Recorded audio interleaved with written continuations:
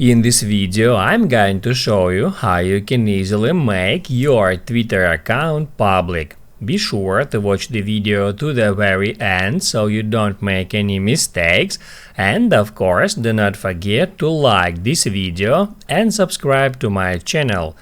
Thanks guys, so let's get started. And first off, open up Twitter app, then tap at your profile picture. Scroll down for a bit and tap at Settings and Support. Then Settings and Privacy, and then Privacy and Safety. You will be taken to this page where at the very top you can easily find audience and tagging. And on the next step, if you want to make your Twitter account public, you should turn off the option which is called Protect Your Tweets.